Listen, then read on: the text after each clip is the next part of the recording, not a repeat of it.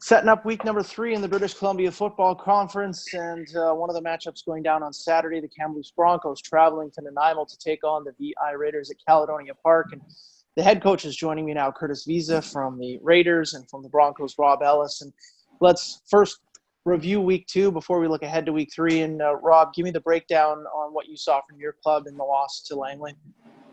I think the same continuation from what happened in Kelowna. I mean, we started out strong defensively.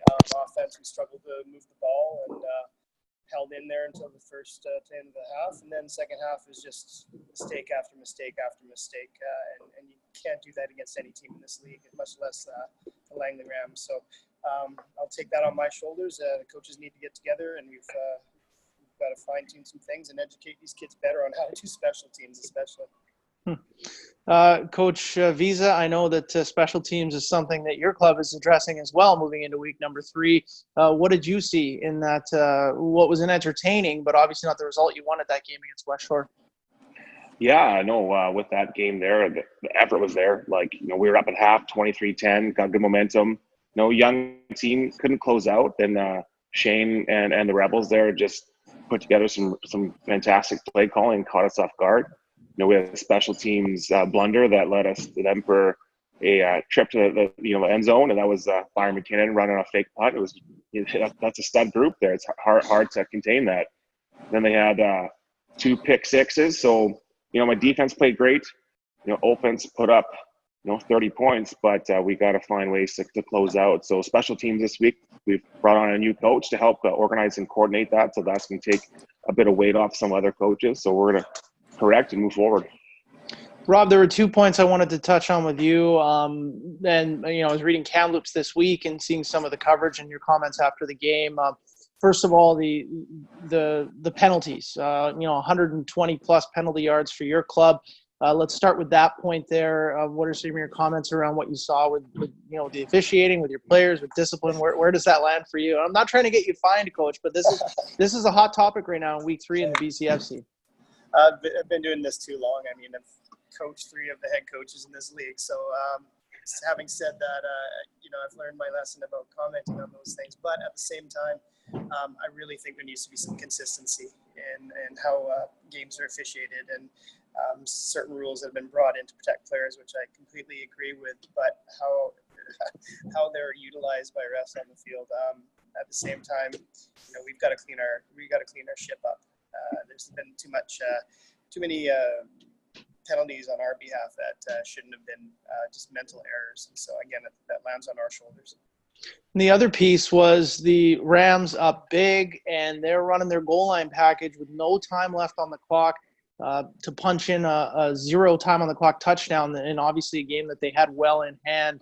What was some of the reaction from you to that end of the game? Again, wasn't too happy with it.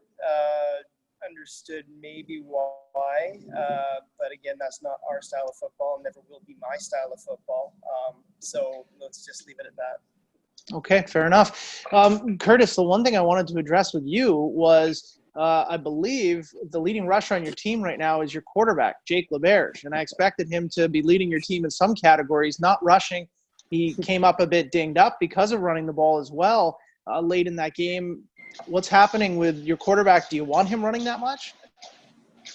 Well, with our RPO packages, he makes the choices. We put it in his hands to make that. Now we're definitely addressing, some of the choices he has made, and that's, trying to get the ball in the running back's hands a bit. But when he sees a hole, we're going to trust him to move. He's got great feet.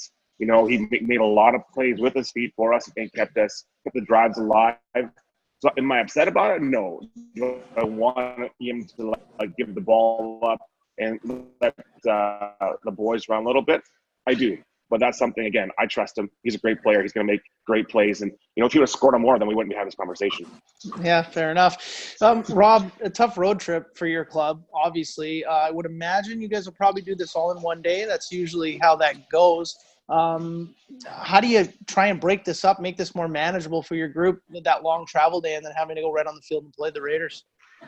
Yeah, I mean, we've we've done the stay the night routine also, but that never helped us on the field either. So we thought we'd save some money, put it towards recruiting for next year, and do a one and done. But it is a hard trip for the kids. I mean, we're leaving early, long trip down to the coast and over to the island. They're hungry, you know, so I think they'll be fine. I think they'll be prepared. They've been warned about Friday night because I used to be a player also back with the Raiders, so I know all about it. But they're pretty responsible and they're pretty hungry, and we're going up against a very difficult team too. Very good defense and a very consistent offense. So we've got to be at the top of our game to stay in this one too. What's your policy as a head coach on ferry food? Because I know, I played on teams where our coach was adamant he did not want a player touching that food before a game, and we always ignored that. What's your policy on ferry food? I don't have one. You gotta choose the mountains you die on, right? And you know what? I'm not gonna police their food habits, but I will tell them that if it affects their play, they'll be sitting on the bench while the second string guy goes in and plays. I know the Raiders' bathrooms aren't that big either, so. Yeah. No. You don't want to line up for the bathrooms at Caledonia Park, man. No. I'll tell you that. No. Coach Vizza, what's your approach to this Kamloops team? I mean, you know, they're 0-2. They've had a rough start, but so are you guys. Different outcomes in your games, but both teams, should be pretty desperate for a victory, I would think, right now. What's the approach? Right now we're hungry. Like, it's just like, Rob said, the boys are focused, coming into this one. It's like both teams we're both in must-win situations, right? We're spending a lot of time cleaning up, bringing some more personnel, a couple new players this week that should add to the arsenal. But it's we're at that point where the back's against the wall. We're to come out swinging. Like, there's nothing that this group won't do for a win right now.